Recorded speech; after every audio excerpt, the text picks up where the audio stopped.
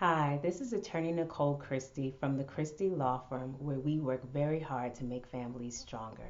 And so I wanted to talk to you about when DCF decides to remove a child from the home. First of all, having a child removed from your care, it is very painful, it's very difficult on the kids, and can be very difficult on you as a parent. So I just wanted to give you some more information about what to expect should that ever happen. And so when a worker comes out and they're investigating a case, and I'll just use physical abuse as an example, and perhaps there's a mark on the child, a handprint or a belt mark. And so they have to come out and they have to assess the safety of the child.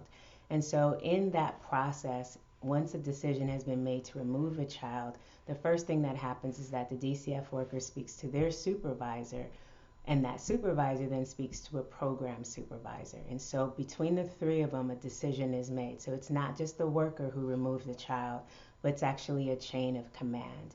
And so there's one or two ways that it can happen. They can do it immediately in terms of what we call a 96-hour hold and just do it at that moment.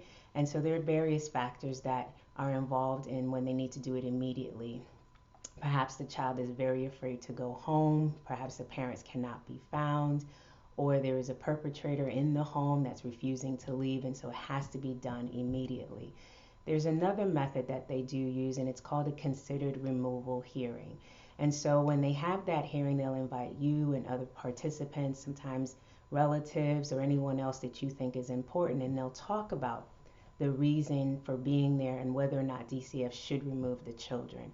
Now, I ask that you take those considered removal hearings very seriously. If I were to give it another name, I would call it the hearing to determine whether or not you should keep your kids. And so when you go into those meetings, be prepared to find a reason or find some kind of plan to be able to keep the kids safe, because at that moment they are considering to remove your children. Once that decision has been made at that considered removal hearing, they will notify you of that, and they'll ask you if you have any relatives or close family friends, people that the kids are familiar with.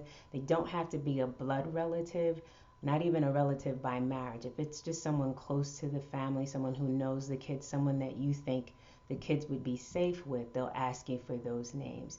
And so my big takeaway from this particular video is that you understand that the decision to be made, the decision to remove children, is not an easy decision. It's made by the social worker and the chain of command, and sometimes it can be done immediately or after a considered removal hearing.